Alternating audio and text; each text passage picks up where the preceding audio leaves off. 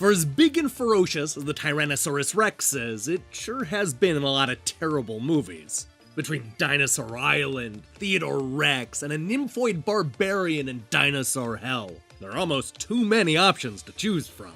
But while I may have trouble deciding on what the worst movie is, I can tell you with complete confidence that Roarr, The Adventures of Rampage Rex is the worst dinosaur game I've ever played.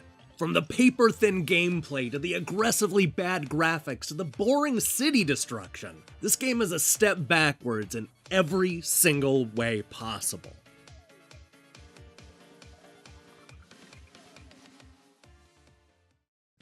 On paper, Roarr, The Adventures of Rampage Rex should have been fun.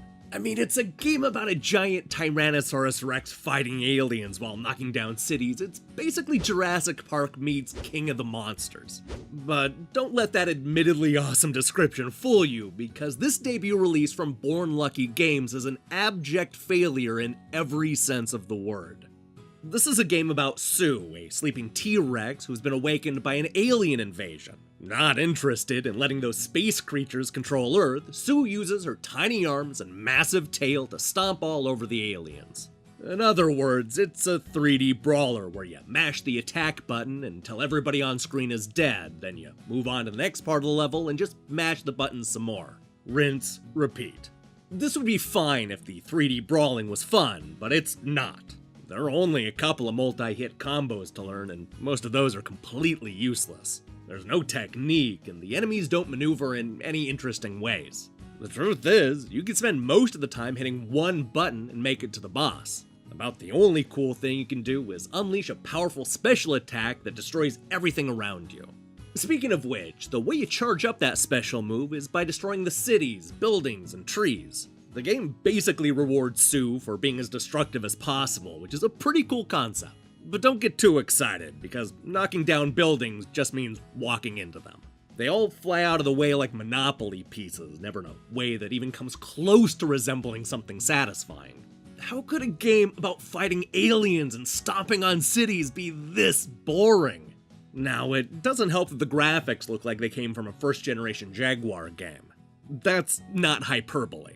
When I first booted the game up, I was immediately taken back to the hours I put into Iron Soldier back in 1994. The buildings are all very simple shapes, the backgrounds are low poly, and the ground is always flat and mostly a single color. And as I accidentally found out, there's a reason why everything is flat, and that's because Sue has this bad tendency of floating in the air.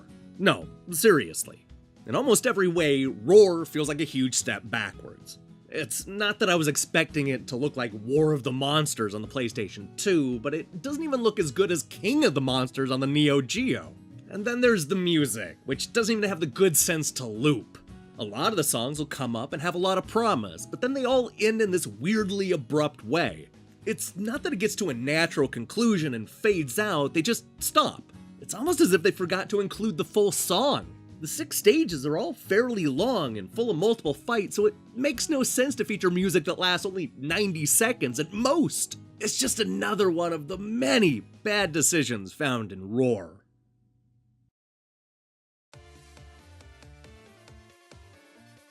At its best, Roarr, The Adventures of Rampage Rex is a mindless beat-em-up where you mash the buttons until all the aliens are dead.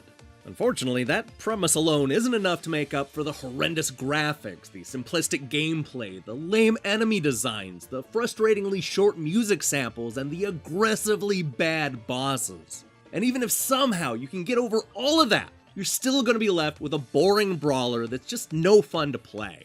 Roarr shouldn't have been released in this state. Hey, thanks for watching our review. If you liked what you saw here, then you should know that we post new reviews and features almost every day. Now, here's the question I have for you. What's the worst dinosaur game of all time? It doesn't have to be completely focused on dinosaurs, just as long as there's a dino in there somewhere, it counts. So, you wouldn't know it based on the reviews I've posted this week, but I've had a bunch of computer problems that come back in a big way. My PC's either been turned off or just constantly restarting from Sunday until late Wednesday night. I have the whole thing splayed out on the table like it's an autopsy. There's blood everywhere. It's gross. Long story short, I'm working as hard as I can to keep these reviews coming and get that holiday stuff going next week. In the meantime, I strongly suggest you click that subscribe button. It's the right thing to do. Until then.